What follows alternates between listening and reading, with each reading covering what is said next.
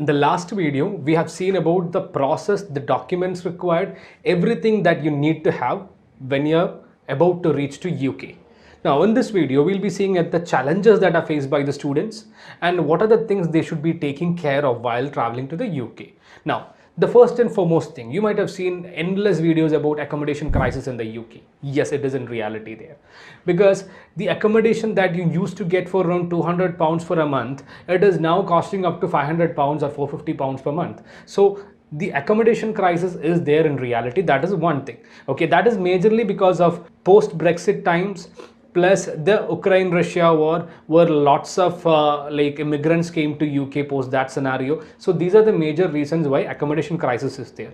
But this is a temporary scenario, because once these issues are sorted out, surely people will tend to migrate to their own country. So this is one aspect. Now, we'll be looking at NHS, which is the first and foremost thing, National Health Service. So all of us, while applying for the visa, we would have paid our insurance premium. Health insurance we would have paid to the UK government. Now, this is a time where we actually claim that the payment, which whatever you have done, the benefits of that you're claiming it now, which means that you can go to the nearest doctor or a hospital near to the university and actually register your NHS, so that any medical related expenses that you're having is being treated free of cost by the hospitals. This is one thing the students should do at first, because if we are getting ill, rather than going for any other hospitals, if you are covered with NHS, then it is definitely gonna save some bucks. Okay, and the next thing, there are multiple service providers when it comes to telecom. So we do have companies like 3, Vodafone and many other companies over there. So normally when you compare the data prices, it is somewhat on the higher side, because in India data price is quite affordable, quite cheap. So let's say that a £10 per month plan will give you around 6 GB data. You might think that 6 GB data is not that huge. So whether I'll be okay with 6 GB data, you can think all of those things, because in India we are getting 3-4 GB per day. So that is definitely a question asked by most of the Indian students. But the thing is, the accommodation, the university, wherever you're going, mostly you're covered with Wi-Fi.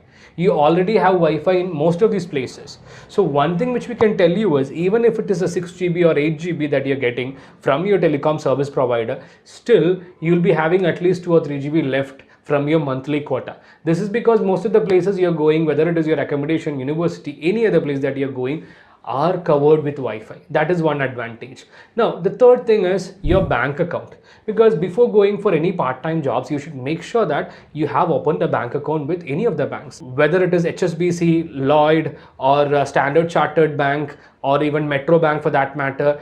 You can open your bank account in any of these banks, but in general we would suggest you to go for HSBC, because the interest rates are far better. That is one suggestion that we would give you. And while opening your bank account, you should make sure that you get a letter from the university stating that you're looking to join this bank, or you want to start your bank account in this particular bank, whichever bank it is.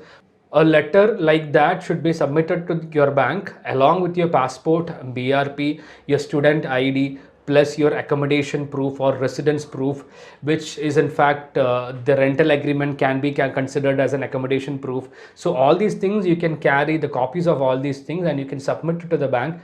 If it is HSBC, in hardly 13 minutes time, your bank account will be live. So that is one big advantage. So these are the things that a student should address as soon as they go to UK. Now, in the coming video, we'll be looking at more challenges. What are the things that you need to do while getting into a part-time job or while looking for a part-time job? So these things will be addressed in the next video. Thank you for watching.